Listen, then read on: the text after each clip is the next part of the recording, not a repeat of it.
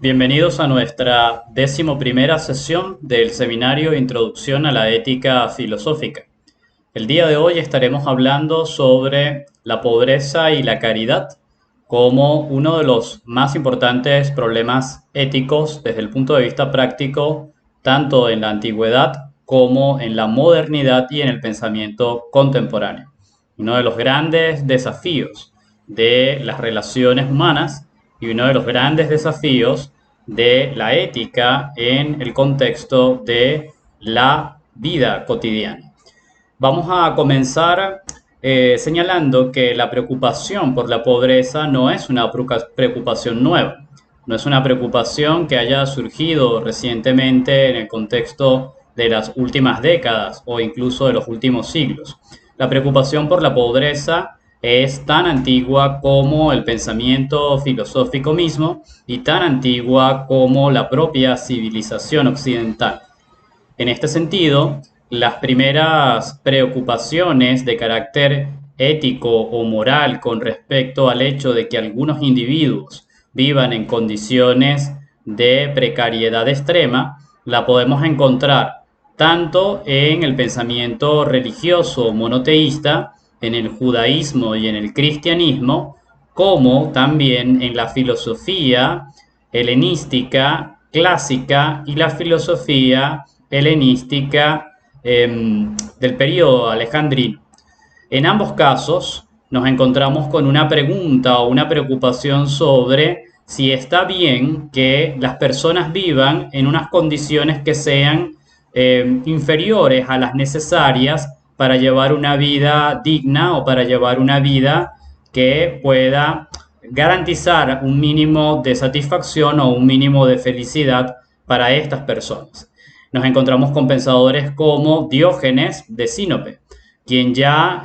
contemporáneo con Sócrates y contemporáneo con Platón y Aristóteles, había elegido una vida frugal, una vida de renuncia a las posesiones materiales, porque consideraba que las posesiones materiales se convertían en un obstáculo sensible, en un obstáculo hedónico para la contemplación de las verdades metafísicas y se convertía también en un obstáculo para el llevar una vida auténticamente virtuosa, una vida auténticamente ética y moral. Diógenes de Sinope fue uno de los primeros pensadores occidentales que consideró a la pobreza como un ideal de vida, en tanto que un ideal ético. Posteriormente, pensadores como Séneca, inspirados por el pensamiento estoicista o por el pensamiento estoico, recomendaba ampliamente la pobreza, por ejemplo, a su discípulo Lucilio, porque del mismo modo que lo consideraba Diógenes, también Séneca creía, junto con Epícteto, que la riqueza era una fuente de vicio moral y que la riqueza era un obstáculo para llevar una vida auténticamente virtuosa. Por eso Séneca le decía a su discípulo Lucilio que no rechazara la pobreza de su condición material, sino que la abrazara en cierto modo como una bendición o como una fortuna que había tenido, porque de ese modo podía dedicarse de la manera más plena y entregada a la reflexión filosófica y a la contemplación de las verdades metafísicas últimas. En esta línea de pensamiento nos encontramos también a pensadores de carácter religioso. Recordemos que tanto la filosofía o la teología judaica como la teología cristiana colocan a los pobres en el centro de la atención de su fe, colocan a los pobres en el centro de la valor desde el punto de vista ético del comportamiento del buen fiel o del buen religioso. En este sentido, ambas religiones han puesto el énfasis en la obligatoriedad de carácter moral, la obligatoriedad de carácter ético de procurar la ayuda de aquellos que están en una condición de menesterosidad o aquellos que se encuentran en una condición de indigencia. Tanto la reflexión teológica como la reflexión filosófica han puesto el acento en el hecho de que los que se encuentran en una posición de ventaja desde el punto de vista material deberían tener algún tipo de responsabilidad o algún tipo de obligación para aquellos con quienes se encuentran en una posición de inferioridad o de desventaja o de minusvalía desde el punto de vista económico y desde el punto de vista material. También ambas tradiciones de pensamiento, tanto la filosófica como la teológica, han visto en la pobreza un cierto ideal de virtud. La idea de que los pobres son inherentemente buenos o bondadosos, y la idea también correlativa de que los ricos y los poderosos son inherentemente malvados o viciosos. Estas ideas van a proyectarse a lo largo de los siglos y van a tener diferentes formas de expresión teórica, diferentes formas de expresión cultural y diferentes formas de expresión teórica, filosófica a lo largo de los siglos venideros. Sin embargo, todas estas concepciones consideraban a la pobreza como un mal ineludible. Consideraban a la pobreza como una condición consustancial de la existencia humana, como algo que era imposible evitar y que era solamente posible reducir en algún grado o en alguna medida sin poder erradicarla por completo. Es a partir del siglo XVI cuando empieza a crecer la idea en el pensamiento occidental de que la pobreza no tendría necesariamente que ser un mal inevitable. Y también empieza a crecer la idea de que la pobreza es un problema de carácter social y un problema de carácter político, y que la pobreza tendría que ser atacada, atendida directamente por aquellos que administran el poder y por aquellos que gestionan la cosa pública en los diferentes sistemas de gobierno. Es a partir del siglo XVI cuando diversos pensadores empiezan a preguntarse si es posible no solo reducir a título individual como una iniciativa propia de cada individuo en el plano estrictamente espiritual o en el plano estrictamente religioso, de dar caridad, de dar atención al menesteroso, y si no deberían ser las instituciones públicas, las instituciones del Estado, las instituciones de gobierno, las que se ocupen de atender la pobreza,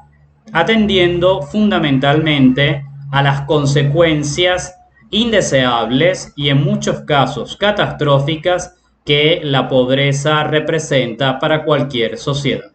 Son los pensadores de la modernidad temprana los que empiezan a pensar que una sociedad donde la proporción de pobreza es cada vez mayor es una sociedad que funciona cada vez peor y que está condenada a su propia autodestrucción, y que una manera de hacer que la sociedad pueda alcanzar la plenitud de sus potencialidades políticas, económicas, tecnológicas y civilizatorias es precisamente combatiendo de manera activa desde las entidades gubernamentales, desde las entidades municipales, estadales y regionales,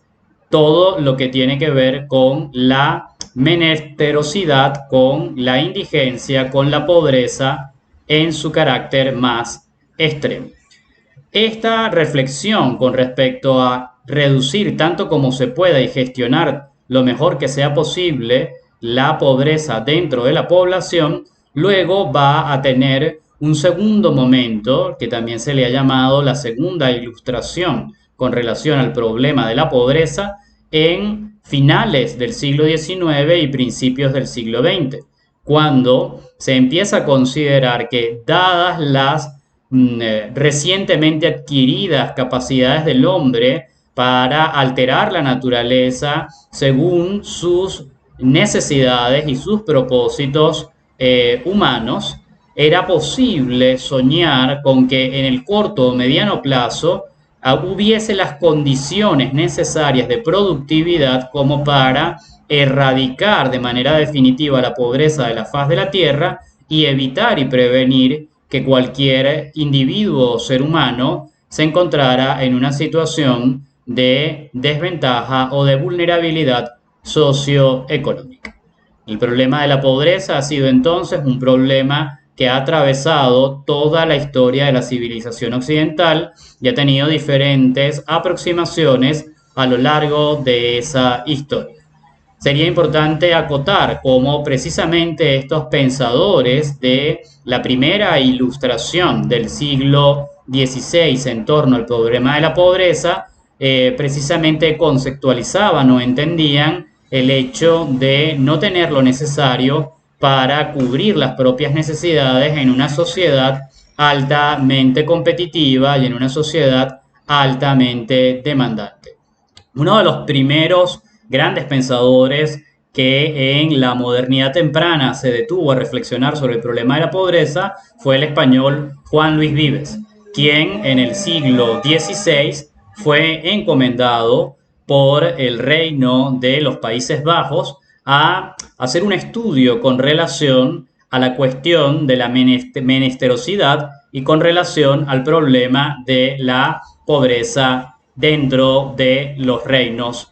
de la época. Y a él le debemos esta lapidaria frase que, sin embargo, va a ser la base también de uno de los primeros intentos sistemáticos de combatir la pobreza dentro de la sociedad. Dice Juan Luis Vives en 1526: los pobres no solo son inútiles, sino que, además, son dañosos para sí mismos y para los otros. Esta idea de Juan Luis Vives es la de que la pobreza es un mal, la pobreza es equivalente a una enfermedad, la pobreza es como un cáncer que va deteriorando el cuerpo social y que si no se combate de manera efectiva y oportuna, todo el cuerpo social en su conjunto se va a ver condenado a la aniquilación y a la degradación. Y fue precisamente Juan Luis Vives uno de los primeros en plantear que las municipalidades, los municipios tenían que tener políticas explícitas de combate y de reducción de la pobreza y de atención a aquellos que habían caído ya lamentablemente en esa terrible condición. Otro importante pensador de la época, Escipión du Gramont, que era un miembro de la corte francesa en el siglo XVII, señalaba lo siguiente: el dinero, decían los 7 sabios de Grecia, y aquí vemos cómo ya hay una alusión o una referencia a cómo ya desde la antigüedad clásica la pobreza era un problema a ser atendido. Dice Escipión du Gramont: el dinero es la sangre y el alma de los hombres, y aquel que no lo tiene es un muerto que camina entre los vivos. Esta lapidaria frase también pone el acento en el hecho de que la ausencia de unos bienes materiales mínimos para hacer frente a la propia necesidad biológica y a la propia necesidad material, ¿sí?, era el equivalente a estar en una condición cercana a la muerte o incluso peor, a estar caminando muerto entre los vivos, a una suerte de condición de espectralidad, ser un fantasma que, a pesar de que cohabita con los demás, no puede interactuar con ellos precisamente porque se encuentra imposibilitado de un contacto efectivo, precisamente por su carencia absoluta de bienes materiales y de bienes económicos para entrar en lo que ya desde la modernidad comienza a ser una sociedad del intercambio, una sociedad en la cual, para poder participar de ella, algo tienes que aportar. Para poder sacar un beneficio de ella, algo tienes que poner como parte o contribución en el proceso incesante del intercambio entre los miembros de la sociedad. Con estas ideas de fondo, intentaremos comprender la cuestión de la pobreza tal y como se nos plantea en la actualidad y las diferentes alternativas desde el punto de vista filosófico y ético para hacer frente o encarar esta dilemática y terrible cuestión humana. ¿Qué es la pobreza y qué es la riqueza? Sería la primera pregunta que tendríamos que hacernos para poder avanzar de manera responsable en la dirección de comprender cuál es el problema que realmente tenemos dentro o que realmente tenemos en juego.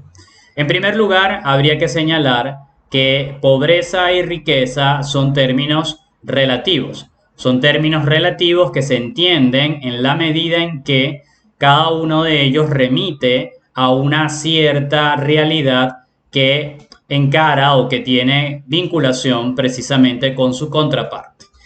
La pobreza y la riqueza están relacionadas con la capacidad de los seres humanos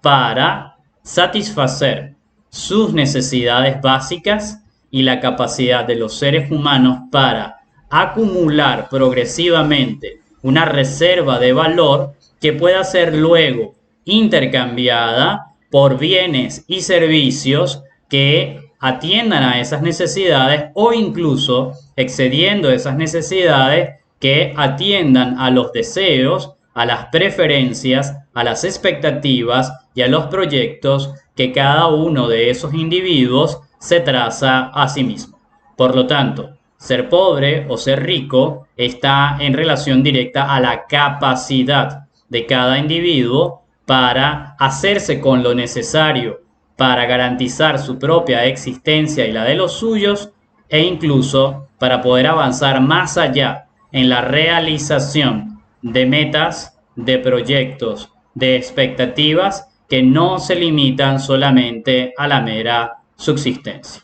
En este sentido, se distingue entre una pobreza relativa y una riqueza relativa y entre una pobreza absoluta y una riqueza absoluta. ¿Qué se entiende por pobreza y riqueza relativa? Bueno, la pobreza y la riqueza es relativa en tanto que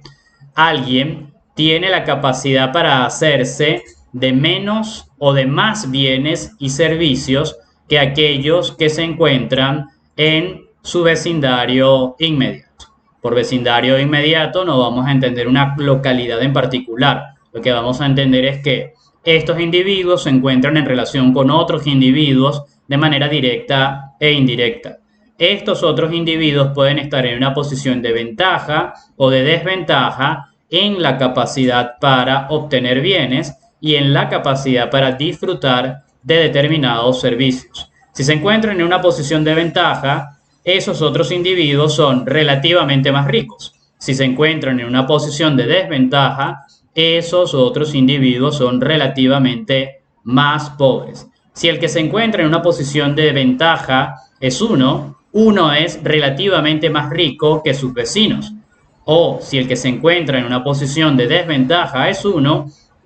es el que es relativamente más pobre que sus vecinos. Frente a esta distinción entre pobreza y riqueza relativa, nos encontramos también una distinción que es la de pobreza y riqueza absoluta. ¿Qué se entiende por pobreza absoluta? La pobreza absoluta se caracteriza por la incapacidad de obtener los bienes y servicios mínimos necesarios para la satisfacción de las necesidades personales. Y la pobreza absoluta se caracteriza por una vulnerabilidad mayor frente a la enfermedad, una vulnerabilidad mayor frente al hambre y una vulnerabilidad mayor frente a la violencia. La pobreza absoluta se caracteriza por la deprivación sociocultural, es decir, la ausencia de los recursos mínimos para la educación y la formación en las habilidades necesarias para sobrevivir dentro de la sociedad del intercambio. Y también, por supuesto, como consecuencia de la exposición al hambre, como consecuencia de la exposición a la enfermedad y como consecuencia de la exposición a la violencia, la gente que vive en una condición de pobreza absoluta tiene una expectativa de vida muchísimo más corta que cualquier otro que no se encuentre en esa condición. La riqueza absoluta, en cambio, será tener absolutamente todas las necesidades básicas cubiertas, tanto las propias como las de los seres queridos o que están bajo una relación de dependencia, pero no solo eso, no es solamente el tener todas esas necesidades cubiertas, es tener ingresos que exceden con creces la satisfacción de esas necesidades, lo que permite un excedente que no representa desde el punto de vista del impacto en la propia calidad de vida ninguna diferencia si parte de esa riqueza se destinara a ayudar a aquellos que se encuentran en una pobreza relativa o en una pobreza absoluta con relación a aquel que se encuentra en la condición de riqueza absoluta. El que es rico en términos absolutos no solo tiene todas sus necesidades cubiertas, sino que sus ingresos siempre están en una condición de superávit, de abundancia, de exceso tal que sacar una parte de esos excesos para destinarlos a cualquier otro propósito distinto a su propia calidad de vida no representa ninguna merma, ningún cambio significativo en esa calidad de vida de la que pueden gozar. Bien, ahora,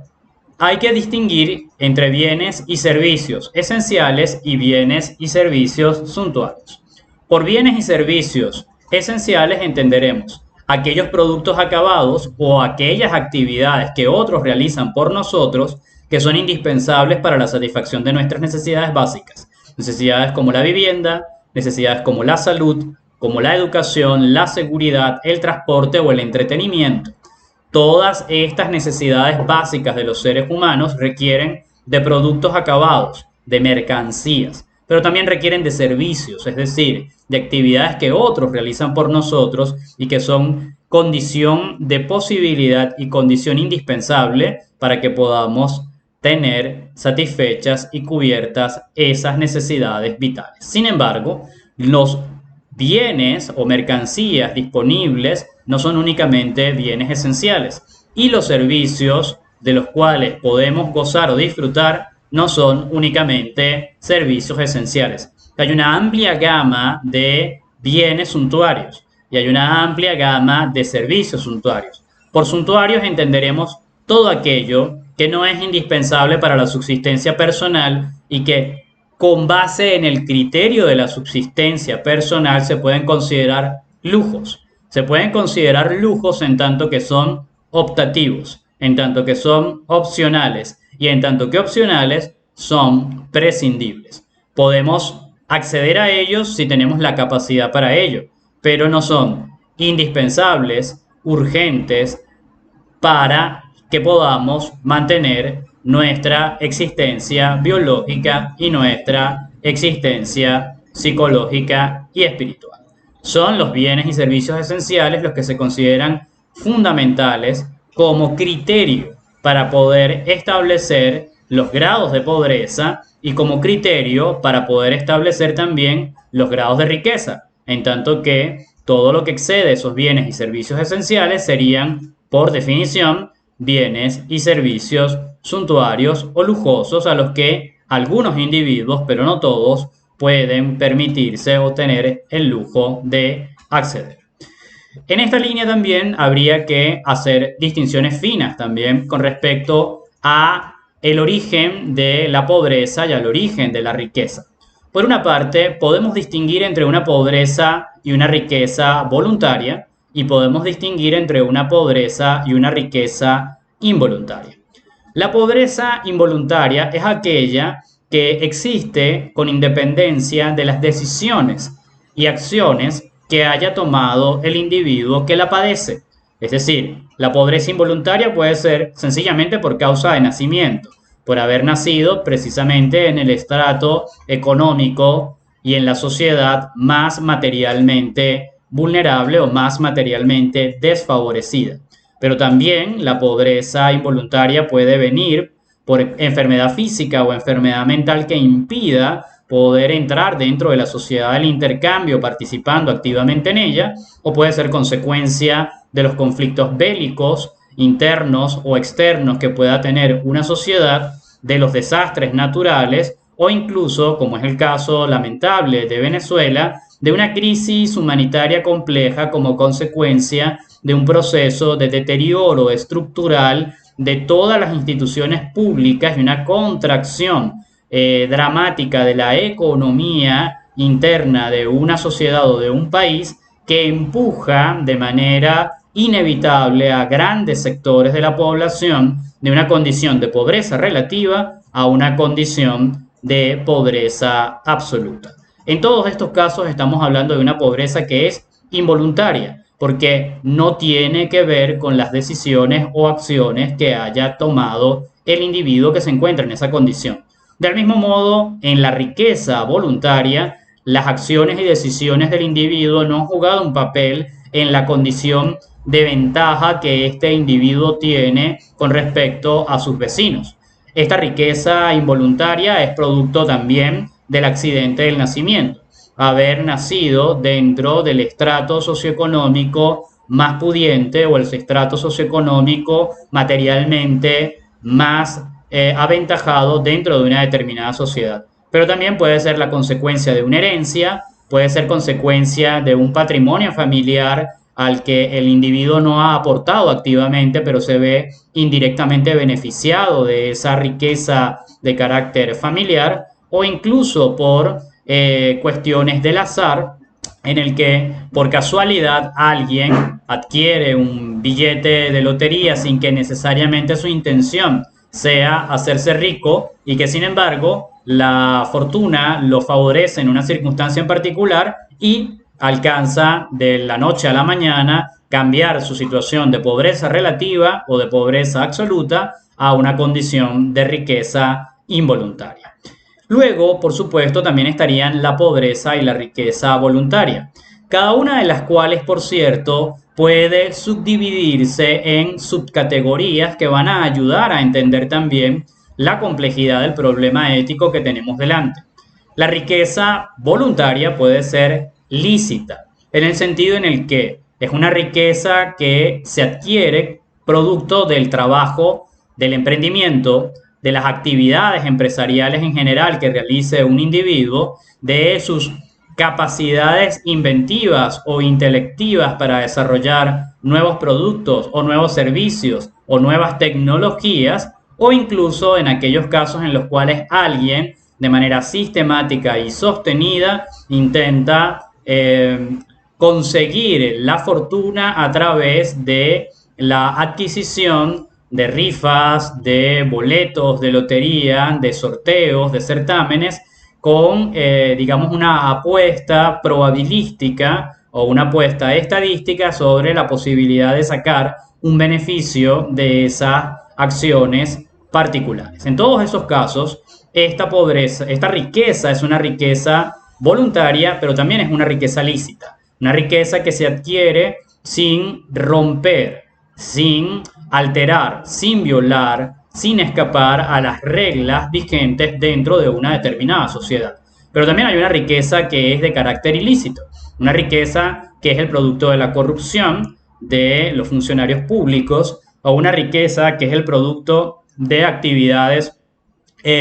fraudulentas como la estafa o el robo, o incluso una riqueza derivada de el tráfico y el uso de redes delincuenciales organizadas que se encargan de traficar drogas, armas, contrabando de bienes y de mercancías, o incluso, lamentablemente, algunas personas que se dedican a la explotación laboral o a la trata y la esclavización sexual y laboral de hombres y de mujeres en diferentes partes del mundo. Todas estas son formas de riqueza voluntaria, porque ha sido intencionalmente perseguida a través de la decisión y de la acción, pero yendo en contra de la ley vigente, pero también yendo en contra de lo que puede considerarse una conciencia moral sana, en la cual se instrumentaliza a los otros y se convierte a los otros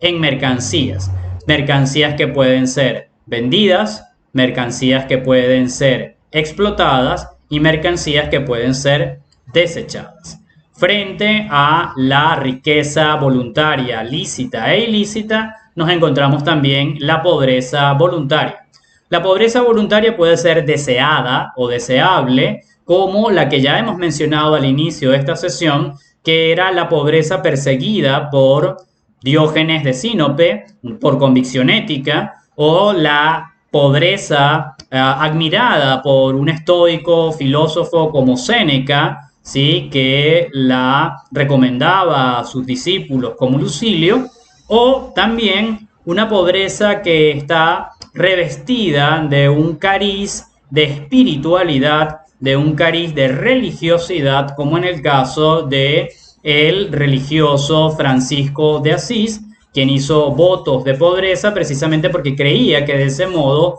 era un creyente más fiel a la letra y el espíritu de la enseñanza cristiana, y también que de ese modo contribuía mejor a la realización del plan divino que Dios le había encomendado. Esa es una pobreza que es voluntaria porque es el producto de una decisión y de una elección, pero que además es deseable o deseada por aquellos que la eligen como estilo e ideal de vida. Pero también hay una pobreza voluntaria que es consecuencia de la falta de ambición económica o del conformismo. Una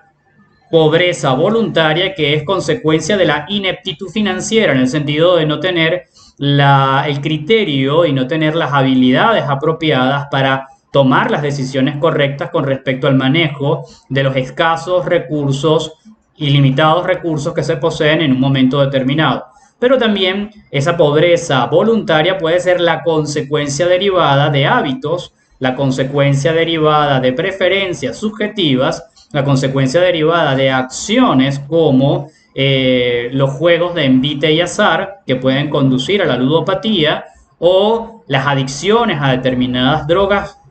o sustancias químicas que pueden, como parte del proceso degenerativo de estas enfermedades, conducir a un proceso gradual de empobrecimiento sostenido de las personas que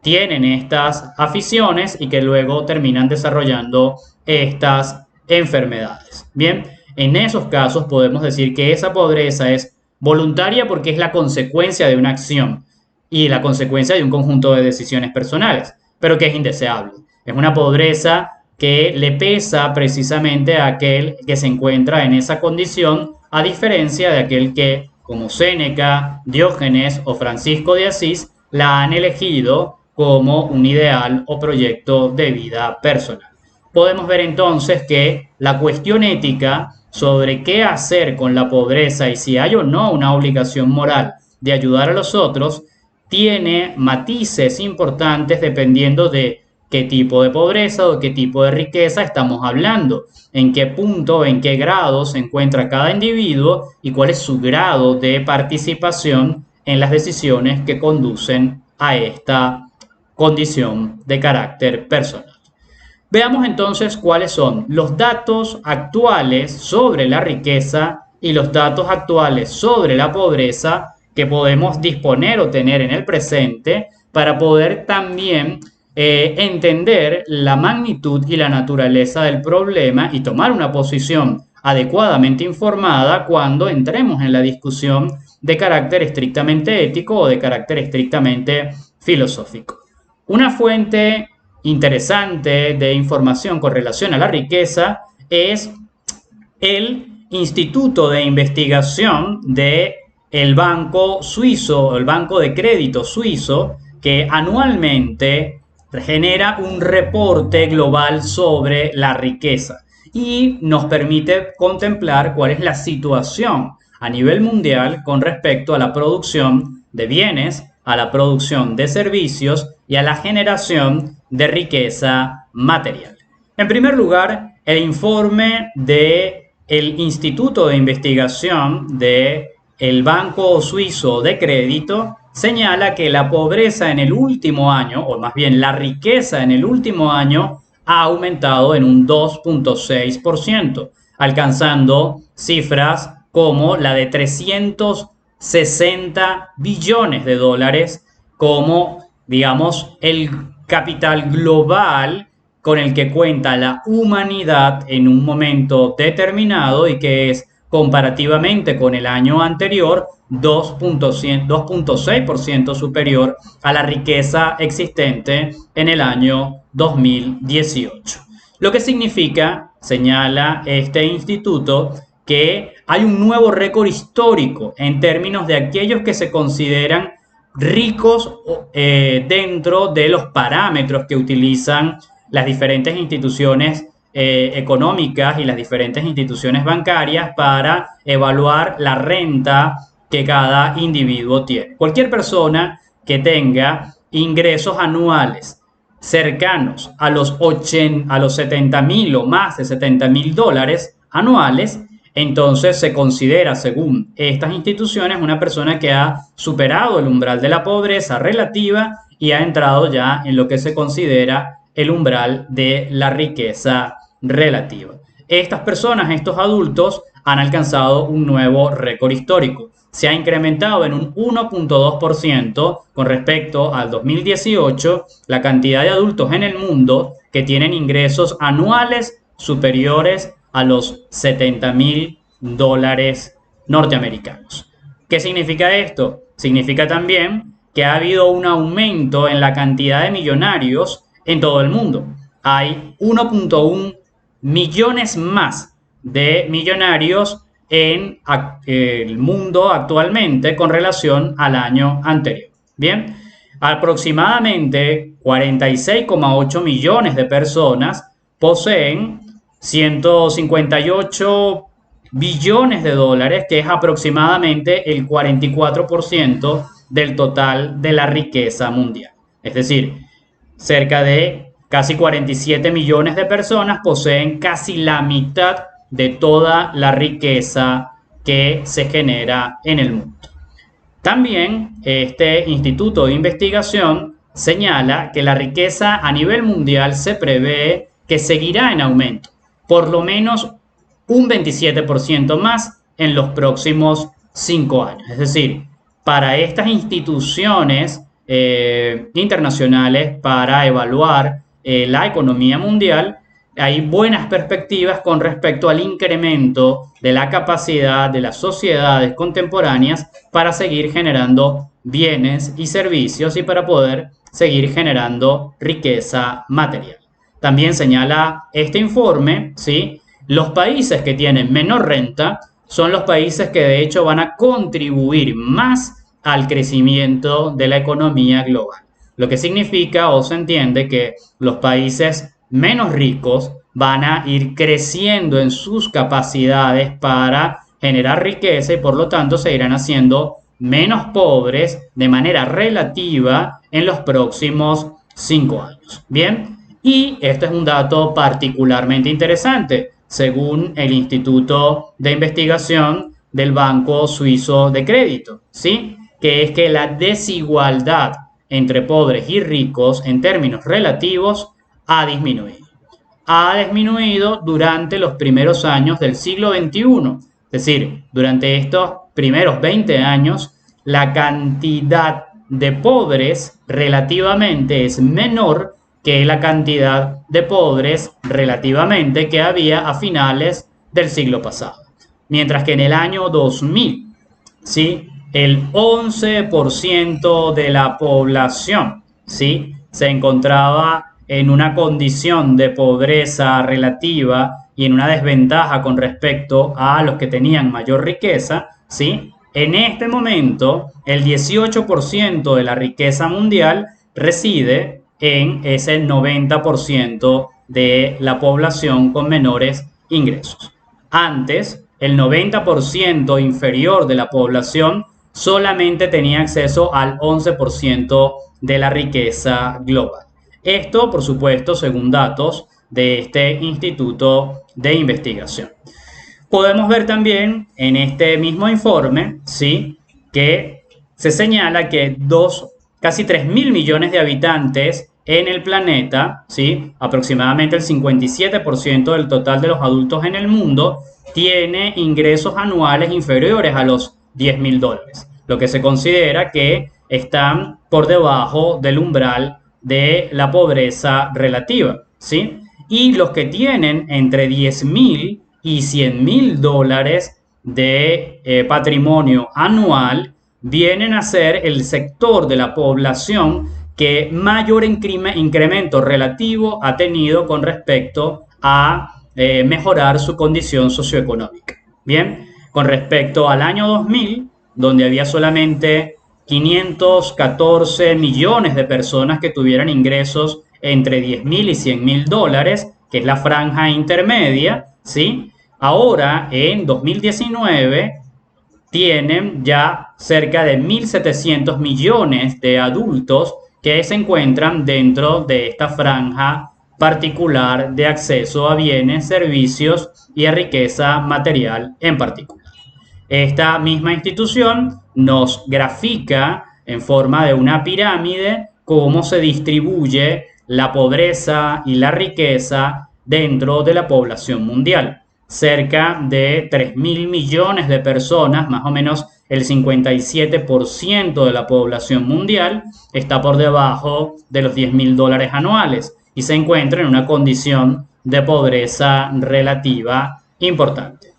Cerca de 1.600 millones de habitantes en el planeta tienen una renta que va entre los $10.000 y los $100.000 anuales, y podemos decir que se encuentran en la banda perteneciente a la clase media trabajadora, ¿sí? Y cerca de 500 millones de personas pueden ser consideradas ricas en el sentido de una riqueza de carácter absoluto que vamos a tener ocasión de ver. ¿Por qué? Porque estas son personas que tienen ingresos que van por encima de los $100.000 anuales y rayan cercando el $1.000.000 anuales como parte de sus ingresos. Y por supuesto hay un pequeño sector que no llega ni al 1% de la población que tienen ingresos superiores anuales al $1.000.000, de allí hasta cifras tan altas como la de Jeff Bezos,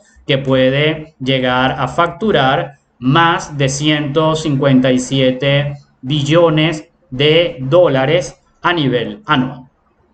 ¿Dónde se encuentra cada uno dentro de esta pirámide de la riqueza? En la gráfica pueden ver la posición relativa que ocupa el profesor dentro de esta pirámide social, y usted puede preguntarse en función de sus ingresos, de su patrimonio anual, dónde dentro de esa pirámide se encuentra ubicado. Pero estos son los datos, digamos, optimistas con relación a la distribución de la riqueza material en el mundo, tal y como nos los presenta el Credit Suisse y tal y como nos los presentan las diferentes instituciones que se encargan de los análisis financieros. Sin embargo, otras instituciones como el Comité de Oxford contra el hambre, de ayuda contra el hambre, Oxfam, nos van a presentar una realidad vista desde una óptica diferente, con aproximadamente los mismos datos, ya que Oxfam utiliza tanto los informes del Instituto de Investigación del Banco Suizo como los informes del Banco Mundial, como los informes del Fondo Monetario Internacional, como los informes del Fondo de Naciones Unidas para la Población, para cotejar estas diferentes fuentes de información y ofrecer un panorama desde su perspectiva mucho más realista sobre cuál es la verdadera situación que los hombres y mujeres del mundo contemporáneo tienen que enfrentar. Según Oxfam, lo que nos encontramos es una situación de desigualdad escandalosa, ya que este 1% de la población que veíamos en la pirámide anterior tienen más del doble de la riqueza que alrededor de 7.000 millones de personas. Es decir, la riqueza atesorada por ese 1% de la población mundial, ese 1% de los adultos que tienen acceso a un ingreso superávit gigantesco, es incluso mayor que la totalidad de los ingresos de casi 7.000 millones de personas en todo el mundo. Señala Oxfam que la mitad de la población humana vive con menos de $6 diarios, lo que significa que se encuentra en una condición cercana, próxima a la pobreza extrema. Bien, solamente 4 centavos de cada dólar que se producen en el mundo, ¿sí? Se obtienen a través de impuestos sobre la riqueza. ¿Esto qué significa? Significa que los que tienen más dinero, los que producen mayor renta, los que tienen mayores ingresos, son los que menos aportan, son los que menos contribuyen a la satisfacción de las necesidades materiales, sociales y emocionales de sus respectivas colectividades o de sus respectivas comunidades. Bien, los súper ricos, la gente que tiene más de $1 millón anuales de renta, ¿sí? Son los mayores evasores de impuestos. Eluden cerca del 30% de sus obligaciones fiscales. Bien, y hay alrededor de 250 millones de niños y niñas sin escolarizar. 1 de cada 5 niños en el mundo carece de acceso a la educación. Y de esos 5 niños o niñas que no tienen acceso a la educación, por cada 100 niños que sí entran a la escolaridad, hay 120 niñas o 121 niñas a las que se les priva de ese derecho. Y esto ya tiene que ver con el hecho de que la pobreza se vive de manera diferente o en mayor intensidad dependiendo de factores de carácter cultural, dependiendo de factores de carácter religioso, dependiendo de factores de carácter racial y dependiendo de factores de carácter de sexo o de género dentro de la población, ¿sí? Señala también Oxfam que cada día alrededor de 10.000 personas pierden la vida por no poder tener acceso a atención médica. Es decir, esas personas que se encuentran en la franja inferior de pobreza extrema, como ya habíamos visto, son aquellos que tienen una expectativa de vida más reducida y ven truncadas sus posibilidades de autodesarrollo precisamente porque no tienen ni siquiera lo mínimo necesario para cubrir sus necesidades de carácter personal. Cada año, 100 millones de personas son arrastradas a la pobreza. Es decir, la gente que se encuentra en esa franja intermedia, que tiene ingresos anuales entre 10.000 y 100.000 dólares, que forman la capa de la clase media, sin embargo, dice Oxfam, contrario a lo que señala el informe del Instituto de Investigación del Banco de Crédito Suizo, ¿sí? Ese instituto de investigación señalaba que era la franja que más crecía, la franja que estaba engrosando una mayor cantidad de personas. Oxfam señala lo contrario, señala que de esa franja al menos 100 millones cada año pasan de la condición de clase media a pobreza relativa y los que se encuentran en posición de pobreza relativa, es decir, que tienen ingresos anuales menores a los 10.000 dólares, son arrastrados a su vez a la condición de pobreza extrema. Tenemos acá dos escenarios completamente distintos o dos visiones completamente distintas, una optimista, la que nos ofrece el Instituto de Investigación del Banco Suizo de Crédito, que señala que de hecho la brecha entre ricos y pobres se está acortando en los últimos 20 años, y lo que nos señala el Comité de Oxford de Ayuda contra el Hambre, Oxfam Internacional, que señala lo contrario, que cada vez más la brecha entre los muy pobres y los muy ricos es cada vez más dramática. Con esta información en mente, podemos encarar los problemas de carácter filosófico o los problemas de carácter ético que están en juego en esta situación. Bien, como dato final nos encontramos que los 22 hombres más ricos en el mundo tienen más riqueza, señala Oxfam, que todas las mujeres de África. Todas las mujeres de África juntas no pueden llegar a alcanzar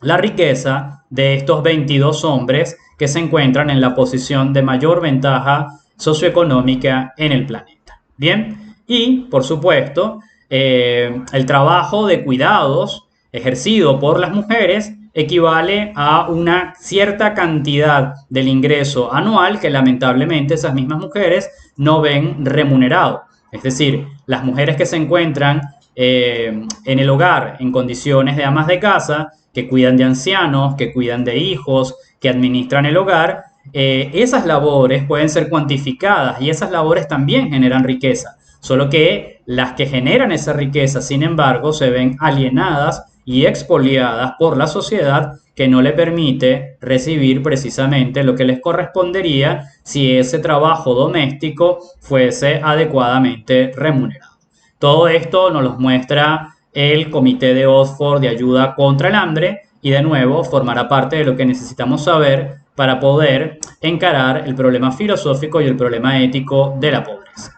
Adela Cortina, que es una de las autoras que hemos tenido ocasión de leer para la sesión del día de hoy, va a hablar de las actitudes que tenemos las personas generalmente frente a la pobreza y frente a la riqueza. Estas actitudes han recibido dos nombres recientemente. A la actitud de rechazo hacia los pobres, Adela Cortina y otros investigadores contemporáneos la llaman aporofobia, es decir, el rechazo hacia las personas que se encuentran en una condición de pobreza relativa con relación al que emite el juicio. Y a la actitud frente a las personas ricas más frecuente la llaman, Adela Cortina y otros investigadores contemporáneos, plutofilia, en el sentido en el cual hay una admiración, hay un respeto, hay una consideración especial para aquellos que se encuentran en una condición de ventaja relativa socioeconómica con respecto al que emite el juicio, con respecto al que tiene esa actitud. Recordemos entonces nuestra distinción entre pobreza absoluta y riqueza absoluta. Sabemos que la pobreza extrema implica tener menos de 1.25 dólares diarios, es decir, menos de 500 dólares al año, ¿sí? Mientras que la riqueza absoluta significa tener más de 2.700 dólares diarios disponibles, o lo que es lo mismo, una renta anual superior al $1.000.000. Estos serían los dos extremos de la escala o del gradiente de acceso a la riqueza socioeconómica o al bienestar de carácter material. El resto de la población entre estos dos extremos se encuentra en algún punto entre la pobreza relativa y la riqueza relativa. Recordemos que dentro de la riqueza relativa se encuentra también la riqueza moderada. Y la riqueza moderada es tener aproximadamente unos 220 dólares diarios disponibles, lo que supone una renta anual superior a los 70.000 dólares y cercanos a los 80.000 dólares al año. Toda esta escala de grados que se da entre la pobreza absoluta y la riqueza absoluta, entre la pobreza extrema y la riqueza extrema, es lo que podemos llamar la escala de la desigualdad social, o también llamada la brecha económica. Todos nos encontramos en algún punto de esa escala de desigualdad social, todos estamos en algún grado de brecha económica con respecto a nuestros vecinos. Favorable con respecto a los que tienen menos, desfavorable con respecto a los que tienen más. Ahora, ¿cuál es nuestra actitud frente a estos otros que tienen condiciones inferiores o frente a estos otros que tienen condiciones superiores a las nuestras? Bueno, dependiendo del grado de proximidad, si uno se siente en una situación, o uno se encuentra de hecho en una situación de ventaja relativa con respecto a otro dentro de la escala de desigualdad social, es decir, la brecha económica que separa con respecto a los vecinos es favorable para la persona que se encuentra emitiendo un determinado juicio, teniendo una determinada actitud, mientras mayor es la distancia, la actitud frente a los más pobres es una actitud de indiferencia. Es decir, ese problema no es un problema que me atañe, no es un problema que me inmiscuya, y lo que le ocurre a esos otros seres humanos no me compete a mí atenderlo, no me compete a mí remediarlo o tenerlo en consideración. Sin embargo, por supuesto, en una sociedad compleja, interrelacionada, globalizada como la que vivimos en la actualidad, los pobres suelen estar mucho más cerca de lo que alguna gente quisiera, o aquellos que se encuentran en una condición objetiva de pobreza extrema suelen estar mucho más cerca de lo que los que se encuentran en una situación de riqueza o de pobreza relativa quisieran. Y mientras más cerca están, se generan otras actitudes, actitudes de impaciencia, cuando estos menesterosos intentan obtener de nosotros algún tipo de auxilio o bien material. Y entonces en esa actitud de impaciencia generalmente se recurre a la limosna como la donación de una fracción ínfima e insignificante de la propia riqueza con la pretensión de aliviar el malestar moral de la demanda que el que se encuentra en una situación de menesterosidad nos está generando, y entonces de manera impaciente intentamos deshacernos de su presencia haciendo una donación insignificante con lo que tiene que ver con nuestra genuina capacidad de ayuda frente a esa otra persona. Si nos encontramos en una posición en la cual el otro se aproxima aún más a nuestra radio de existencia vital, puede emerger la actitud o el sentimiento del desprecio. Es decir, podemos empezar a sentir que estos otros no solo son molestos, sino que son de hecho despreciables en el sentido etimológico de la palabra. Su precio es inferior al nuestro y por lo tanto carecen del valor que nosotros nos arrogaríamos a nosotros mismos. Bien, y si su proximidad es mucha y sentimos que su presencia amenaza nuestro bienestar material o amenaza nuestro bienestar emocional, la actitud y la emoción preponderante, señala de la Cortina, frente a ellos es el miedo. El miedo aporofóbico a aquellos que tienen menos riqueza y menos condiciones materiales para satisfacer sus propias necesidades personales. En cambio, de frente a los que son ricos, señala de la Cortina, siguiendo una indagación que ya había hecho Adam Smith en la teoría de los sentimientos morales. Adam Smith, recordemos, es uno de los pensadores liberales más importantes de la modernidad y uno de los grandes economistas de la modernidad, autor de un libro importante llamado El origen de la riqueza de las naciones. Antes de escribir El origen de la riqueza de las naciones, Adam Smith había escrito ya un libro llamado La teoría de los sentimientos morales. Y en ese libro llamado La teoría de los sentimientos morales señalaba cómo de manera injusta e inapropiada las personas suelen tener respeto y admiración por aquellos que son más poderosos y aquellos que tienen mayores bienes materiales, que es una admiración y un respeto que debería reservarse, pensaba Adam Smith, para aquellos que son más sabios y para aquellos que son moralmente más virtuosos. Ya Adam Smith, en el inicio de la modernidad, indicaba que había un trastorno profundo en nuestra manera de juzgar el comportamiento de los otros, donde le granjeábamos admiración y respeto a aquellos que no lo merecían solo por la condición de estar socioeconómicamente aventajados o socioeconómicamente favorecidos. Y esto precisamente también lo señala de la Cortina como un elemento para tener en cuenta en el análisis de las cuestiones éticas relacionadas con el problema de la pobreza y con la cuestión de la caridad, de la asistencia o de la justicia social frente a el trauma y el dilema de la pobreza en el mundo.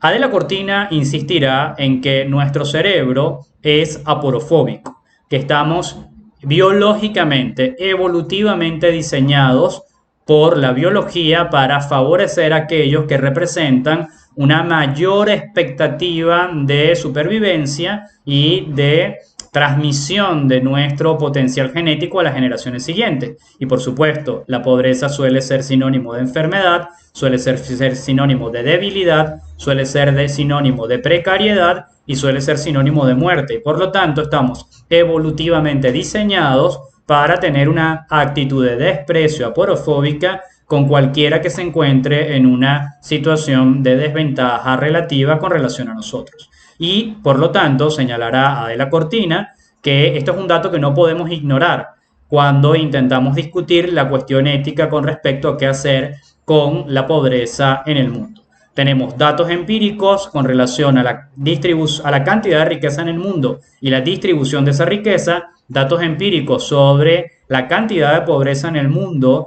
y la distribución de esa misma pobreza dentro de los diferentes sectores de la población, y tenemos también una caracterización acerca de las distintas actitudes que los seres humanos podemos tener frente a los otros, dependiendo de cuál sea el lugar relativo que cada uno ocupe dentro de la escala de la desigualdad social. Bien, aquí es donde podemos empezar a preguntarnos acerca de qué es lo que tendríamos que hacer frente a esta realidad, frente a esta situación. Y la primera pregunta que podemos hacernos es ¿en qué consiste ayudar? Bien, un autor como Nigel Dower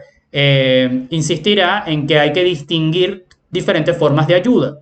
Ayuda que él señala que es una ayuda de emergencia. Allí cuando alguien está sufriendo un daño o alguien está sufriendo una situación de calamidad y nosotros tenemos una respuesta de carácter paliativo compasiva para evitar que esa persona siga sufriendo o incluso empeore su sufrimiento en una condición en la cual nosotros pudiésemos aliviárselo o incluso suprimirle el dolor por el cual está experimentando. Este tipo de ayuda o ayuda de emergencia es característica de la ayuda que hacen los gobiernos y los estados cuando otra sociedad pasa por un trauma como un desastre natural, un terremoto, un huracán, un estallido volcánico, o cuando otra sociedad pasa por un trauma de carácter sociopolítico o socioeconómico, como una guerra civil, una situación de crisis humanitaria compleja como la que vive Venezuela. Entonces, en algunos casos, los diferentes gobiernos del mundo se sienten moralmente responsables, políticamente responsables de ayudar a aquellas sociedades que se encuentran en una situación de mayor vulnerabilidad y de mayor precariedad. Sin embargo, hay otras políticas que son de carácter estatal y políticas de carácter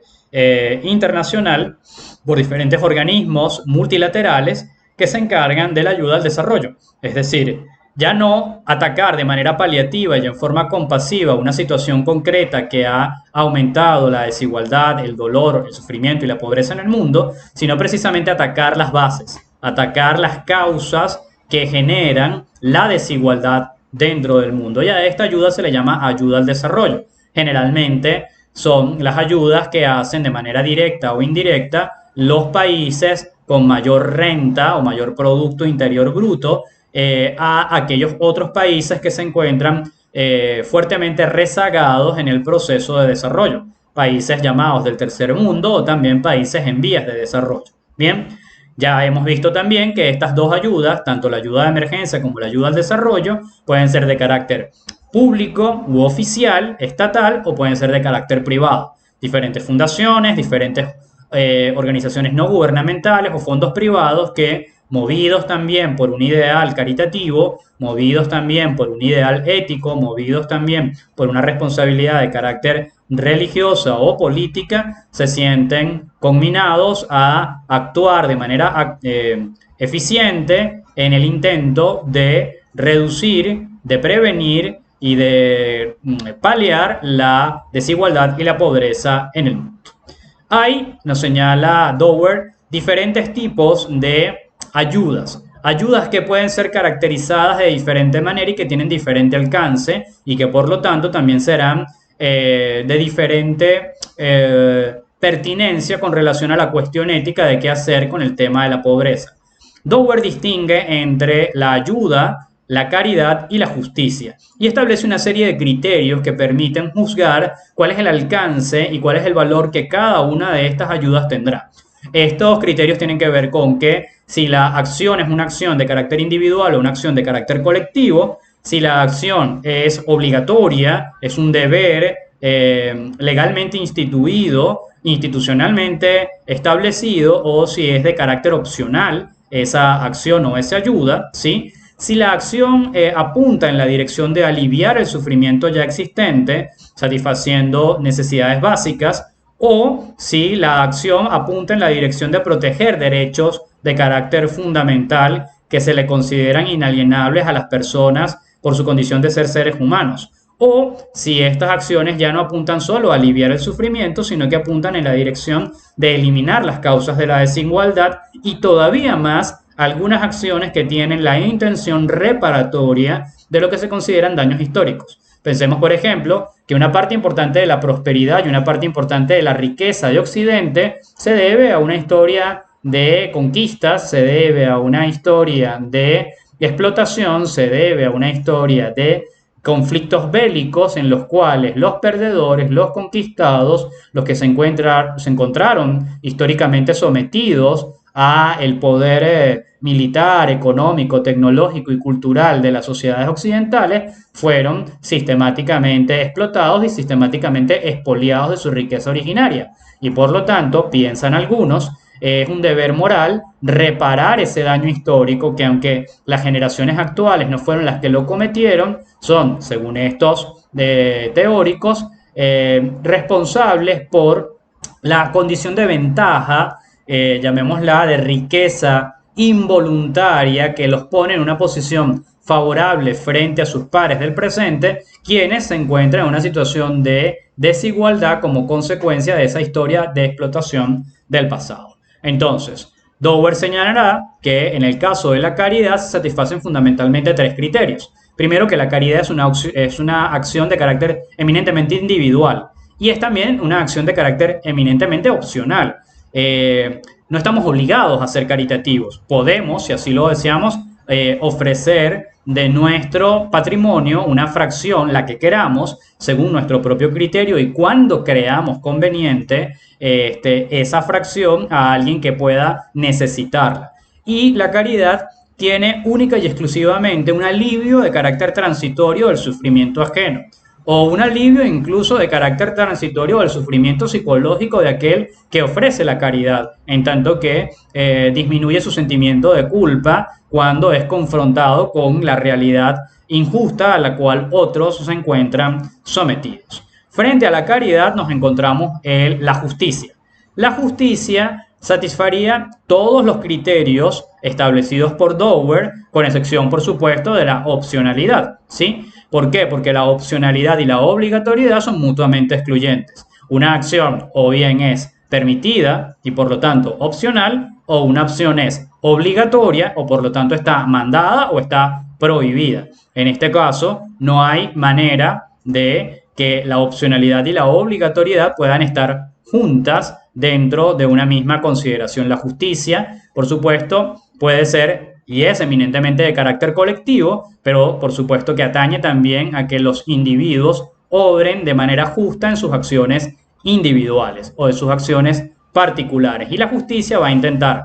aliviar el sufrimiento existente, satisfacer las necesidades básicas de los otros, proteger sus derechos fundamentales, eliminar las causas de la desigualdad y, si es posible, incluso dañar o más bien reparar el daño histórico cometido frente a aquellos que se encuentran en el presente en una situación de precariedad o de desventaja como consecuencia de ser víctimas de que en el pasado sus ancestros fueron explotados y expoliados por aquellos que en el presente heredan las ventajas de aquella situación de injusticia del pasado, ¿sí? Y luego, finalmente, estaría la noción de asistencia. La noción de asistencia es mucho más amplia que la noción de caridad, va mucho más lejos que la noción de caridad, pero no es tan ambiciosa como la noción de justicia. ¿Por qué? Porque la asistencia, en tanto que asistencia al desarrollo y asistencia para la reducción del sufrimiento de la pobreza, no necesariamente tiene que apuntar a la eliminación de las causas de la desigualdad de raíz, sino a su mitigación. Y por supuesto, no necesariamente tendría que apuntar en la dirección de reparar el daño histórico. Según Dower, dentro de o entre estas tres alternativas, la alternativa que él considera más apropiada para una discusión de carácter ético contemporáneo sobre qué hacer con el tema de la pobreza es la opción de la asistencia. Veremos cómo entre Dower y Adela Cortina va a haber una gran diferencia, porque Adela Cortina va a insistir en que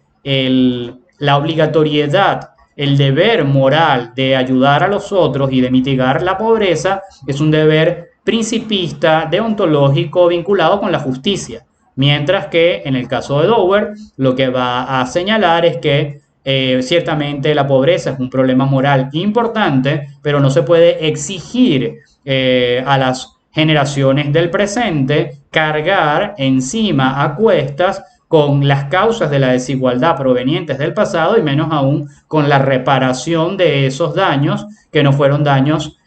cometidos por estas generaciones actuales, sino por generaciones anteriores.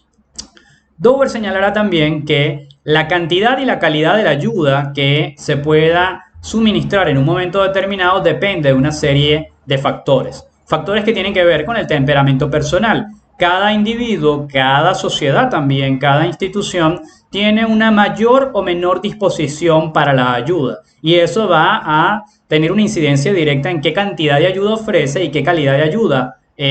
puede efectivamente llegar a brindar. Pero también tiene que ver con la capacidad real, ¿sí? Tal y como vemos en la lámina, dependiendo de los poderes que una sociedad o un individuo tenga, su capacidad para brindarle ayuda a los otros será mayor o menor. Y por lo tanto, la calidad de la ayuda que pueda ofrecer también va a variar. No se puede exigir a individuos y a sociedades que se encuentran en una condición material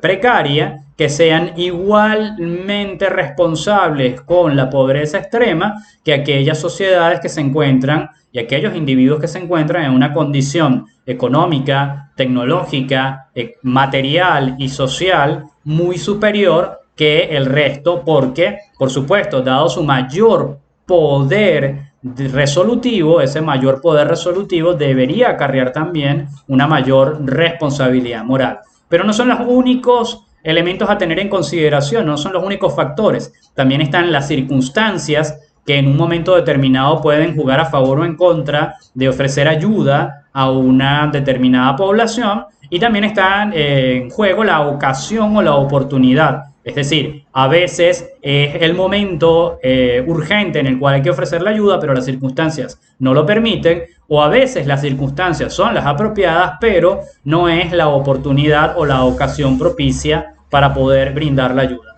Todas estas variables tienen que ser tenidas en cuenta, piensa Dower, cuando reflexionamos sobre qué hacer y cómo hacer con el terrible problema de la pobreza en el mundo. ¿Cuánta asistencia hay que dar? ¿Hay que dar mucha? ¿Hay que dar poca? ¿No hay que dar ninguna? Esto, por supuesto, tiene un amplio espectro de respuestas alternativas. Hay quienes sostienen que debemos apuntar hacia un principio de asistencia ilimitada, ¿sí? Lo que significa que debemos intentar darle a los otros tanta ayuda como podamos, ¿sí? Y que todo mal que podamos prevenir, tenemos la obligación moral de prevenirlo, ¿sí? Nuestra obligación es, piensan los defensores del principio de asistencia ilimitada, es mantener el mejor equilibrio posible entre la proporción de bien y la proporción de mal en el mundo. Y por supuesto, el mejor equilibrio posible entre la proporción de bien y de mal en el mundo es aquel en el cual el mal siempre es menor relativamente, comparativamente a la cantidad de bienestar que se pueda generar en una situación en particular. Por supuesto, los defensores de la asistencia ilimitada se encuentran con las objeciones contundentes y frecuentes de aquellos que sostienen que en cualquier caso lo que tenemos es una obligación de asistencia, pero es una obligación de asistencia de carácter limitado. Bien, porque en primer lugar no podemos darle a los otros a costa de nosotros mismos. Es lo que sería un principio de responsabilidad con la propia calidad de vida. Es irresponsable desde el punto de vista moral, piensan algunos, que la caridad sea tal o la asistencia sea tal, la ayuda sea tal, que ponga en peligro el propio bienestar. La pobreza del otro no es más importante que la propia pobreza. Las necesidades materiales del otro no son más importantes que las propias necesidades materiales. Y si hemos de ayudar a los otros en la satisfacción de sus necesidades, será siempre y cuando las propias necesidades se encuentren ya plenamente cubiertas. Bien, y por supuesto, dentro de estas dos alternativas, ¿sí?, hay, digamos, una lección de fondo, que es la idea de que la codicia personal no puede ser un criterio para establecer la calidad de vida. Recordemos que la codicia sería un atributo característico de aquellas personas que profesan el egoísmo psicológico o aquellas personas que profesan el egoísmo ético o el egoísmo racional. Sabemos que el egoísmo ético y el egoísmo racional son, de hecho, para algunos autores como Franz von Kuchera, doctrinas en el fondo antiéticas. ¿Por qué? Porque son doctrinas que sostienen que la incidencia o el impacto que nuestras acciones puedan tener sobre los otros es irrelevante con relación a nuestro proceso de toma de decisiones. El resto de las demás corrientes teóricas, el resto de las demás corrientes de pensamiento sostendrán que no, que nuestras acciones, el efecto que estas acciones tienen sobre los demás son absolutamente indispensables para la toma de nuestras decisiones. Y la codicia precisamente consiste en acumular riqueza a costa del bienestar general,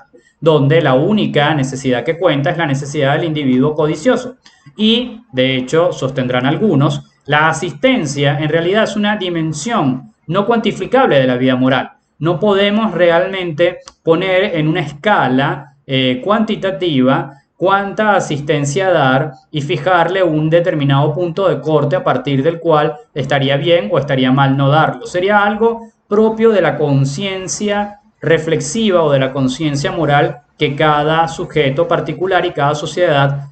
hace en un proceso de reflexión autocrítica. En la misma línea, con relación a comprender lo que la ayuda representa, Dower nos invita a pensar, bueno, ¿qué es lo que queremos cuando hablamos de políticas de ayuda al desarrollo? Básicamente hay dos alternativas en esta disyuntiva o en esta cuestión. Por una parte, están quienes persiguen el crecimiento macroeconómico convencional, aquellos que sostienen que la generación de riqueza va eventualmente a irradiar a todos los sectores de la población, que una sociedad mientras más rica es en términos promediales, está en mejores condiciones de que gradualmente los diferentes estratos de su sociedad se vean beneficiados de esa riqueza promedial acumulada. Bien, y por lo tanto, estas ayudas estarán dirigidas fundamentalmente a las políticas que alimenten la prosperidad económica y material macroeconómica de una determinada sociedad. Pero frente a esta visión más de carácter económico, más de carácter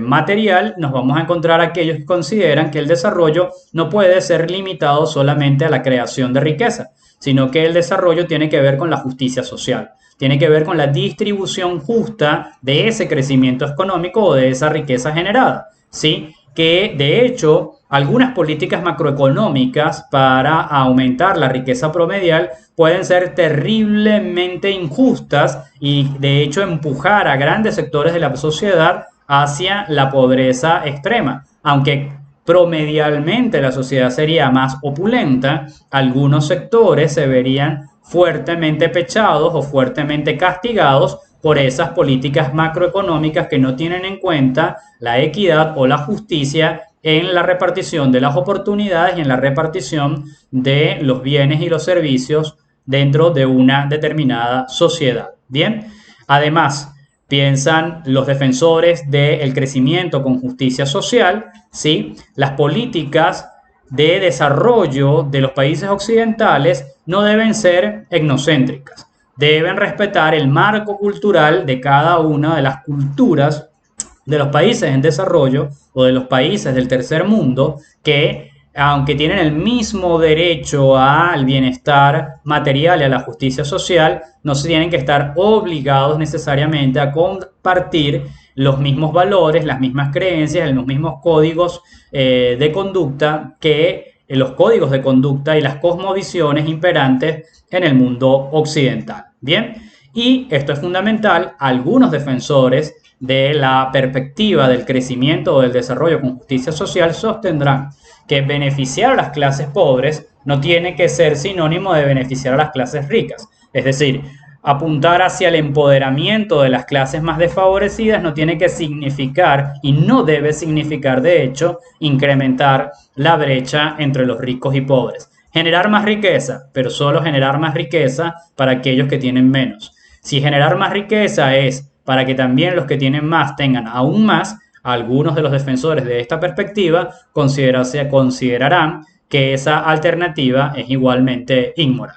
Lo que queda aquí en juego es el asunto valorativo o el asunto axiológico de cuál es el modelo de sociedad o cuál es el tipo de sociedad que preferimos tener. Y dependiendo de cuál sea la decisión que tomemos frente a estas alternativas, entonces se encaminarán las acciones, se encaminarán las políticas, se encaminarán las conductas que conduzcan a cada uno de estos destinos valorativamente preferidos. Queda entonces la cuestión central de la sesión del día de hoy. ¿Estamos moralmente obligados a aliviar la pobreza? ¿Debemos, como una obligación moral, como una obligación ética, apoyar a los otros que se encuentran en una condición de desventaja relativa con respecto a nosotros? Bueno, aquí de nuevo tenemos diferentes alternativas. Están quienes piensan que no hay ningún deber moral para con los demás. Es absolutamente inadmisible, piensan algunos, y ya veremos quiénes, que se nos obligue a renunciar a parte de nuestro propio bienestar para favorecer a los otros. Hay quienes piensan que existe ese deber moral, pero es un deber moral que se encuentra acotado o limitado por diferentes variables como la pertenencia cultural o la pertenencia geográfica o religiosa o étnica, ¿sí? O aquellos que piensan, ¿sí?, que hay que ofrecer ayuda donde la ayuda tenga mayores posibilidades de éxito, que no se puede despilfarrar los escasos recursos que se poseen en empresas condenadas al fracaso y que aquellos que lamentablemente por la razón que sea no pueden aprovechar los beneficios de ese auxilio, es mejor no intentarlo, porque sería más bien aumentar el grado de pobreza promedial, porque sería un despilfarro de los recursos en quien no puede o no está en condiciones de aprovechar esos recursos. Y finalmente están quienes piensan que hay un deber moral ilimitado a ayudar.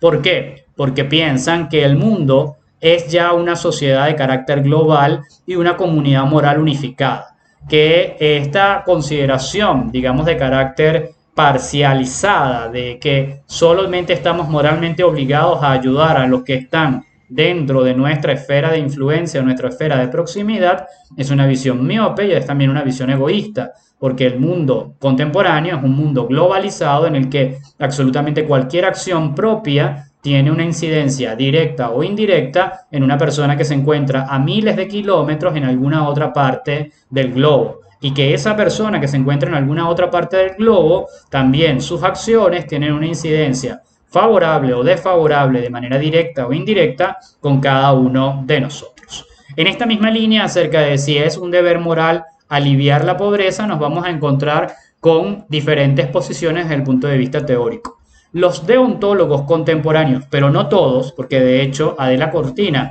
que es una deontóloga contemporánea, no va a compartir esta posición, pero la gran mayoría de los deontólogos contemporáneos frente a la pregunta de si están moralmente obligados a aliviar la pobreza, responderán que no. Y responderán que no porque se sientan responsables solo de sus propias acciones y por lo tanto creen que lo importante es la idea de que hay que mantener las manos limpias. Lo importante es no causar daño a los otros. Lo importante es no hacer acciones que puedan de manera directa lesionar la dignidad de los demás. Pero no hay una obligación, no hay una obligatoriedad de auxiliar a los otros, no hay una obligatoriedad de provocar bienestar en los demás. La obligación para los deontólogos es no generar daño. El principio rector de los deontólogos es el principio de no maleficencia. Mientras que algunos otros teóricos, como los utilitaristas del bienestar, frente a la pregunta de si es un deber moral aliviar la pobreza, responderán que efectivamente sí.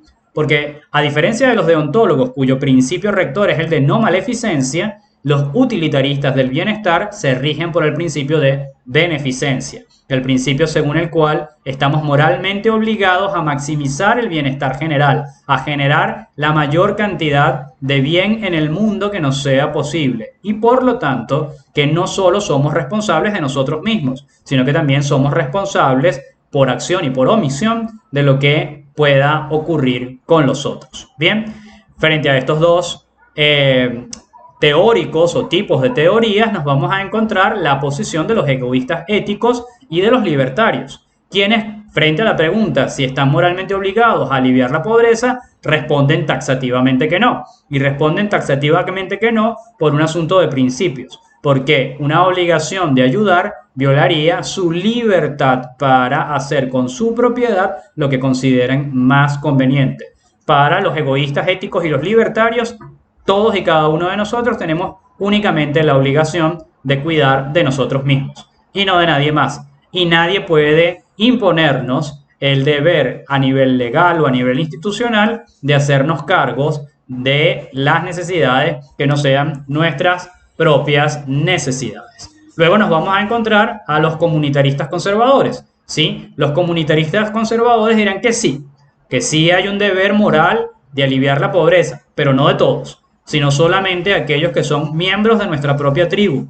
entendiendo aquí por tribu nuestra comunidad, nuestra colectividad, nuestra etnia, nuestra religión, nuestra sociedad, nuestra nación o nuestro país, ¿sí? Dependiendo de cuál sea la frontera que se trace entre nosotros y ellos, entre los propios y los ajenos, los comunitaristas conservadores dirán que sí, que hay un deber moral de procurar ayuda, pero ese deber moral está restringido porque la responsabilidad es solo sobre aquellos que son parte de la propia comunidad. Y luego estarían los comunitaristas socialistas, quienes consideran que sí hay una responsabilidad de aliviar la pobreza, pero además hay una obligatoriedad de combatir la riqueza privada. Para los comunitaristas socialistas, la riqueza privada es siempre riqueza voluntaria ilícita. Desde el punto de vista teórico doctrinario, los comunitaristas socialistas siempre consideran que la riqueza en el mundo es el producto de una expoliación de unos sobre otros, de una injusticia de carácter histórico, que los que están en una condición de ventaja económica lo están porque en el pasado sus ancestros se aprovecharon ilícitamente de una condición de ventaja y por la fuerza expoliaron la riqueza de los que actualmente o de los que posteriormente se encontrarán en una condición de desventaja. Y por lo tanto, para estos autores, la responsabilidad entonces es para con aquellos que se consideran pobres, única y exclusivamente, lo que dentro de las doctrinas socialistas o de izquierda suele ser caracterizado con la categoría pueblo. Estas serían las diferentes formas de plantearse desde el punto de vista teórico, filosófico, frente a la cuestión de si hay o no hay un deber moral de compartir la riqueza. Y todo esto depende, la respuesta que se dé, de cuál es la concepción de responsabilidad que se tenga. Para los deontólogos, la responsabilidad es eminentemente de carácter positiva, ¿sí? Para los utilitaristas del bienestar, la responsabilidad no solo es de carácter positiva, sino también de carácter negativa. Y tendremos ocasión de ver en qué consiste este concepto de responsabilidad negativa. Y para el resto de las corrientes mencionadas en este apartado, la responsabilidad es parcial. Y la parcialidad dependerá de cuál es el criterio que distinga entre lo que se considera moralmente pertinente para consigo mismo y lo que no se considera moralmente pertinente. Aquella frontera que se trace entre lo que es la responsabilidad de cada cual y lo que se considera la responsabilidad de los otros. Bien, en esta línea podemos detenernos a examinar el concepto de responsabilidad negativa, que es fundamental para entender la perspectiva del utilitarismo del bienestar, que es una doctrina defendida por Nigel Dower, pero también por un autor importante que tenemos ocasión o tuvimos ocasión de revisar para esta sesión, que es el filósofo australiano Peter Singer, ¿sí? Según el concepto de responsabilidad negativa, gran parte del daño que nosotros le ocasionamos a los demás no es un daño consciente, ni es un daño directo. Es un daño que lo hacemos sin percatarnos y siempre es un daño que hacemos de una forma, digamos, elíptica, oblicua. Sin embargo, aunque eso sea así, aunque no haya sido directo ni consciente, no haya sido voluntario ni perseguido, sigue siendo daño y sigue siendo el daño que nosotros estamos ocasionándole a alguien más. Y por lo tanto, al ser el daño que nosotros le ocasionamos a alguien más, aunque no haya sido nuestra intención y no haya sido el producto directo de nuestras acciones, pero sí el producto de nuestras omisiones, somos responsables si estamos en condiciones de evitar algún daño sobre los demás. ¿Podemos evitar un daño en los demás? Entonces, piensan los utilitaristas del bienestar, debemos evitar ese daño a los demás. Es decir, debemos cobrar conciencia de cómo no solo nuestras acciones, sino también aquello que dejamos hacer, pudiendo haberlo hecho, puede ser la causa de que alguien aumente su cuota de sufrimiento, de malestar o de pobreza a la cual se encuentra sometido. Bien, y por eso estamos moralmente obligados, ¿sí?, a no dejar sufrir a las personas. Estamos moralmente obligados a evitar el sufrimiento ajeno porque, y esto es lo más importante del concepto de responsabilidad negativa, dejar que los otros sufran pudiendo evitarlo es equivalente desde el punto de vista ético a causarles un daño de manera activa. Por supuesto, no todos los teóricos ni todos los filósofos morales están igualmente de acuerdo con respecto a el alcance de este principio de responsabilidad negativa. Nos adentramos entonces a lo que se podría considerar el criterio o el principio de obligación de ayudar visto desde una perspectiva consecuencialista, es decir, visto desde una perspectiva utilitarista. Este principio, planteado por Peter Singer en su libro Ética Práctica, específicamente en su ensayo relativo a los ricos y a los pobres, señala de manera explícita lo siguiente: debemos evitar parte de la pobreza. ¿Por qué? Porque la pobreza absoluta siempre es mala, ¿sí? Y porque si estamos en condiciones de evitar que algo malo pueda ocurrir sin que tengamos que sacrificar nada moralmente comparable en importancia, debemos o estamos obligados a hacerlo, ¿sí? Y, de hecho, señala Peter Singer, tenemos la capacidad real, práctica, tecnológica, logística para reducir parte de la pobreza absoluta. Tenemos la capacidad, sabemos que la pobreza es mala y además sabemos que si podemos evitar un mal y no lo hacemos, es tan malo como haber provocado el mal de manera directa por el principio de responsabilidad negativa. Entonces, con base en estas tres premisas, piensa Peter Singer, es moralmente una obligación de todos evitar la pobreza de los otros siempre que esto esté a nuestro alcance y esto no represente un sacrificio de alguna otra cosa no material, no un sacrificio de otra cosa emocional o psicológica, sino de alguna otra cosa moralmente comparable. Bien, sabemos que este principio de obligatoriedad de la ayuda, del consecuencialismo utilitarista del bienestar de Peter Singer, ha enfrentado diferentes objeciones y Singer intenta responder a cada uno de ellos, ¿sí? Las objeciones van en la misma dirección que ya habíamos visto con Dower. Bien, por una parte, hay quienes insisten en que la responsabilidad no es ilimitada, sino que es una responsabilidad parcial y está acotada a los miembros de nuestra propia comunidad. Señala Peter Singer que esta es una idea de fundamento dudoso. ¿Por qué? Porque creeríamos que una persona tiene el mismo derecho a recibir un trato digno aunque tenga otro sexo o tenga otro color de piel o pertenezca a otra religión. Entonces no parece claro por qué en el caso específicamente de la pobreza la ayuda tenga que estar delimitada a la pertenencia a una determinada zona geográfica o a la pertenencia a una determinada colectividad. Piensa Singer, hay una inconsecuencia lógica o hay una inconsecuencia argumentativa en los defensores del criterio de responsabilidad limitada acotado al ámbito de la pertenencia a una determinada colectividad. Luego están aquellos defensores del derecho a la propiedad, recordemos, los libertarios, específicamente autores que van desde Max Stirner en mediados del siglo XIX hasta Robert Nozick en el siglo XX, cuando defienden el derecho a la propiedad como un derecho prima facie que está en la misma condición que cualquier otro derecho de los otros, ¿sí? Señala Peter Singer que incluso algunos defensores, como el propio Nozick, no excluyen la posibilidad de la ayuda, ni siempre y cuando esta ayuda no ponga en peligro la libertad del propietario a decidir lo que quiera con su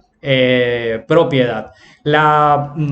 crítica que le hace Singer a Nozick es que este criterio es demasiado débil. Dejar en manos de la buena voluntad de los propietarios de la riqueza el contribuir o no en la reducción de la pobreza y a la eliminación de la desigualdad social, es dejar en manos del azar prácticamente un problema demasiado delicado. No puede ser así que la ayuda que plantean los defensores libertarios como Nozick sea al final una forma de caridad, tal y como lo habíamos visto con Dover, es decir, una acción individual de carácter opcional y una acción individual de carácter opcional que solamente persigue un alivio transitorio al sufrimiento, pero que no ataca ni las causas estructurales de la pobreza, ni previene que algunos puedan caer en ella, y además deja libre a los egoístas poder seguir acumulando codiciosamente riqueza a costa del bienestar general, piensa Peter Singer. Luego hay una objeción que se ha hecho muy famosa, que es la objeción relacionada con la explosión demográfica. Ya nos habíamos encontrado en el pasado con esta objeción en un autor como Malthus, ¿sí? Malthus, quien era un importante teórico económico y demógrafo, se había dado cuenta de que algunas especies enfrentaban la autoaniquilación cuando no podían controlar su población, dado que los recursos disponibles para sostener una población en crecimiento constante son recursos limitados. Y por lo tanto, si extrapolamos esta evidencia de carácter etológico, esta evidencia de carácter biológico a la existencia humana, pensaba Malthus, en algún momento la población humana será tal que el planeta no tendrá condiciones para sostener a tantas personas, y por lo tanto el crecimiento incontrolado de la población conduciría inevitablemente a la propia aniquilación de la especie. Entonces, con base en estos criterios de la explosión demográfica y en este temor, algunos sostienen que los programas de ayuda al desarrollo y los programas de apoyo a la pobreza lo único que hacen es aumentar la presión ambiental sobre el planeta, porque hacen que una mayor cantidad de personas puedan sobrevivir a pesar de que se mantienen en una condición de precariedad, agotando los recursos que los que se encuentran en una condición de mayor ventaja podrían aprovechar de una manera más eficiente y más racional. Los defensores de esta perspectiva y que están preocupados por la explosión demográfica apuntan hacia una ética que se puede llamar una ética del bote salvavidas, es decir, hay una única balsa que solamente tiene una capacidad limitada para salvar a algunos. Hay muchos que quieren montarse en la balsa, los que ya están en ella, que en este caso serían los que están en una posición de ventaja socioeconómica, los ricos, tienen que impedir que los que están fuera de ella, es decir, los pobres, ingresen a la balsa, es decir, a las sociedades prósperas, porque mientras más gente haya en ella, mayor el riesgo de que la balsa, es decir, la sociedad, colapse. Por lo tanto, son defensores de lo que se considera una política de la selección o del triaje, al modo en el que los médicos en un escenario de guerra tienen que evaluar frente a los heridos de combate quién, inclusive si se le presta la ayuda, estaría condenado a la muerte, quién, sin que se le preste a la ayuda, puede sobrevivir, y quién solamente tendría alguna probabilidad de sobrevivir si se le presta la ayuda médica. Desde esta perspectiva de una política de la selección o del triaje, se le debe dar prioridad a aquellos a quienes se les puede incrementar la probabilidad de sobrevivir dándole algún tipo de asistencia, dejando a su suerte tanto a aquellos que no necesitan ayuda inmediata para sobrevivir como a aquellos que no importa cuánta ayuda le facilites, la probabilidad mayor es que, sin embargo, a pesar de esa ayuda,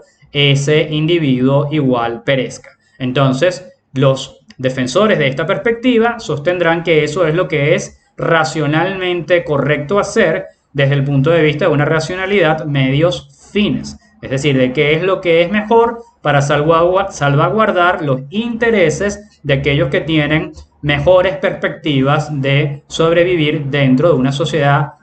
precarizada y carenciada. Sin embargo,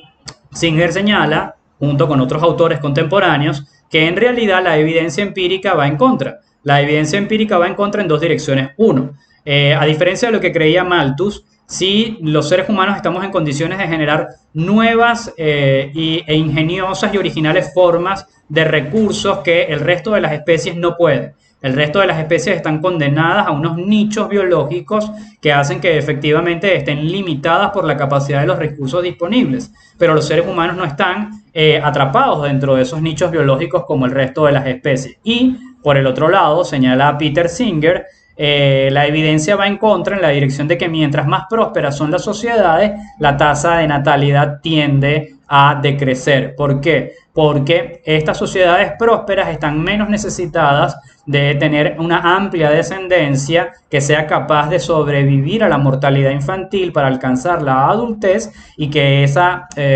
descendencia adulta pueda cargar en hombros con la manutención y el cuidado de los pocos ancianos sobrevivientes de esa condición de pobreza extrema. Lo que señala la evidencia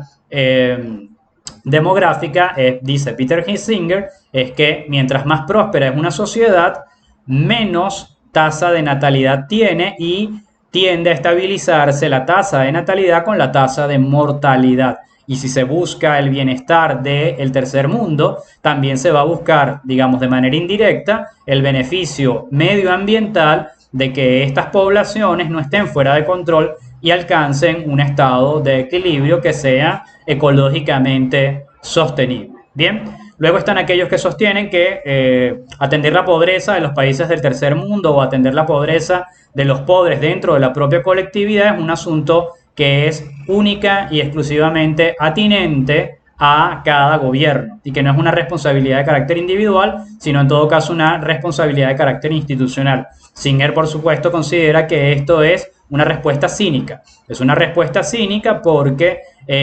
quita la responsabilidad que cada uno de nosotros tiene con nuestro propio comportamiento, tanto desde el punto de vista activo como desde el punto de vista negativo. Es decir, tanto desde el punto de vista de lo que hacemos para bien y para mal con los otros, como aquello que dejamos de hacer y que tiene una incidencia sobre los demás. Y finalmente hay unas objeciones que van en la dirección de señalar que el criterio de ayuda que plantea Peter Singer es demasiado elevado, es un ideal demasiado exigente, que puede tener tres importantes objeciones. Uno, que algunos sencillamente no pueden dar lo que no tienen, ¿sí? Y que por lo tanto exigirle a los demás que apoyen a los más desfavorecidos es exigirles que renuncien a algo que realmente ellos necesitan tanto como los demás. Por otro lado, estaría la